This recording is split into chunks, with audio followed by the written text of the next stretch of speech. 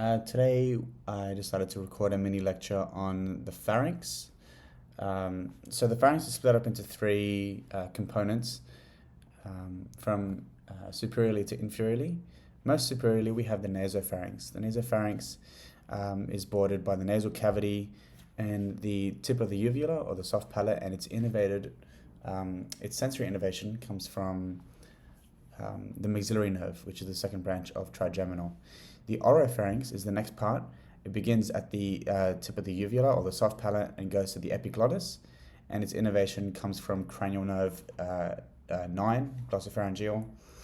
And the third part is the laryngopharynx or the hypopharynx, which is most inferior. It begins at the epiglottis and goes to the cricoid cartilage, and its sensory innervation is from the vagus nerve. So now that we have that sorted, I thought I'd go through some of the structures surrounding the pharynx.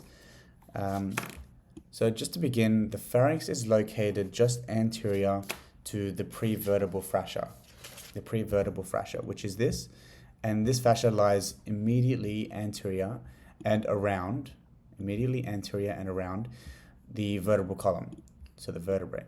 So we can see the pharynx here, this musculature, and this is the prevertebral fascia. Now, this is of importance because the prevertebral fascia and the fascia that overlies the pharynx, there is a little space in between known as the retropharyngeal space. The retropharyngeal space can be susceptible to infections that begin in the pharynx or other areas nearby, like the submandibular fossa or the infratemporal fossa. It can spread to the retropharyngeal space, which is between the prevertebral fascia and the fascia overlying the musculature of the pharynx, which is the buccopharyngeal fascia. The buccopharyngeal fascia. Now, there is a little space in here, as I've mentioned, known as the retropharyngeal space. The retropharyngeal space contains a few structures. It contains the pharyngeal venous plexus, which is this, which drains the blood supply from the pharynx, and it contains the pharyngeal nerve plexus, which supplies motor innervation to the pharyngeal muscles. It is this yellow structure here. It's difficult to highlight at the moment, actually. I also wanted to add that the pharyngeal nerve plexus has motor innervation from the vagus nerve.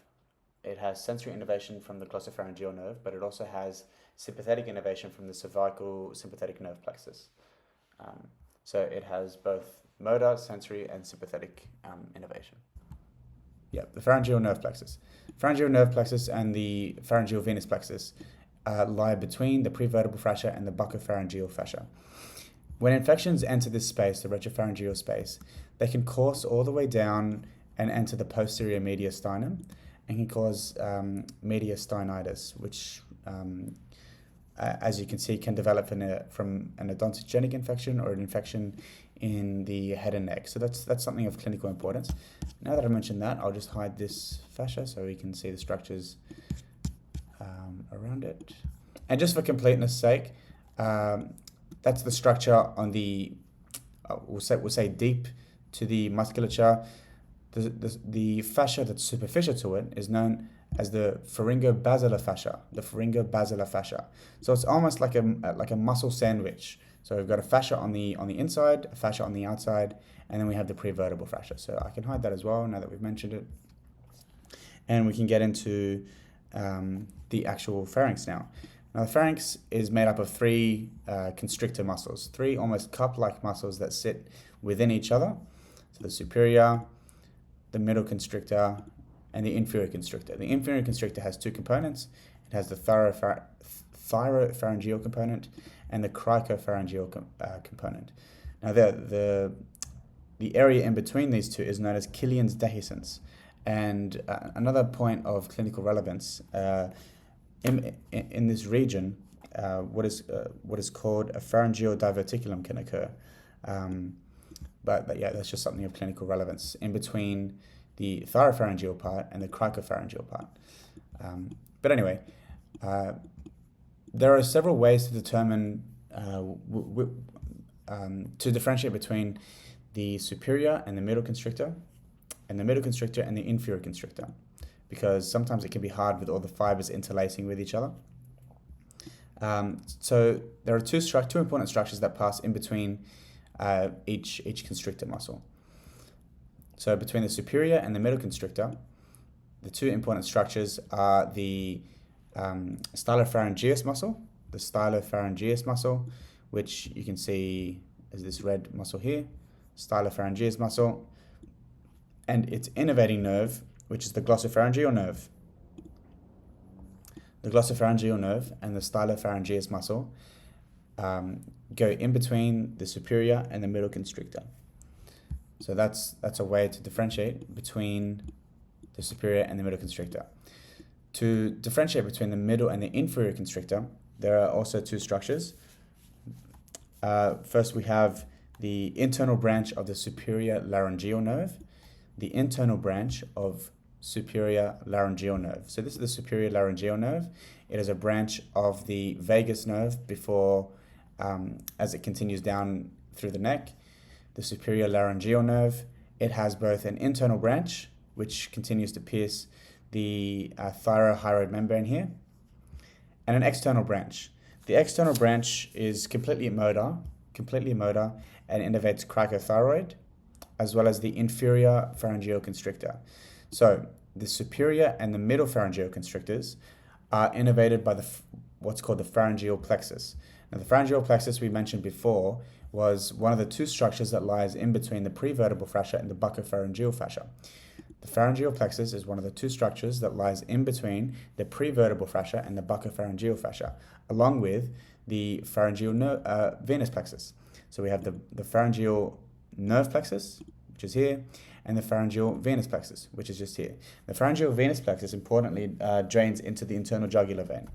But anyway, the pharyngeal plexus, its contributions come from two nerves, the glossopharyngeal nerve,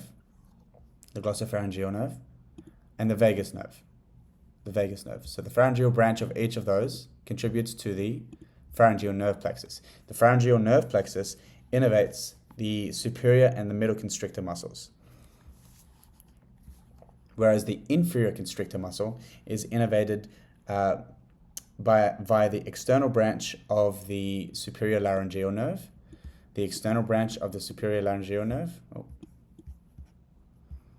which is just down here, as well as the recurrent laryngeal nerve. The recurrent laryngeal nerve is also a continuation of the vagus nerve, and is different left from right. So on the left side of the body, it curves underneath the arch of the aorta. So this is the vagus nerve. It curves underneath the arch of the aorta on the left side and comes up to innervate the inferior constrictor muscle. Comes up to innervate the inferior constrictor muscle along with the external branch of the superior laryngeal nerve. On the right-hand side, it also innervates the same thing, but it curves underneath the subclavian artery. Subclavian artery, the recurrent laryngeal nerve on the right, curves underneath the subclavian artery, comes up to innervate the inferior constrictor muscle along with the external branch of the superior laryngeal, which is also, it's not visible here, but that's how it is on the right-hand side as well. So just to recap, the superior and the middle pharyngeal constrictors, they are both innervated by the pharyngeal plexus. The pharyngeal plexus, it receives contribution from the glossopharyngeal and the vagus nerves. The inferior constrictor muscle receives its innervation from the external branch of the superior laryngeal nerve, as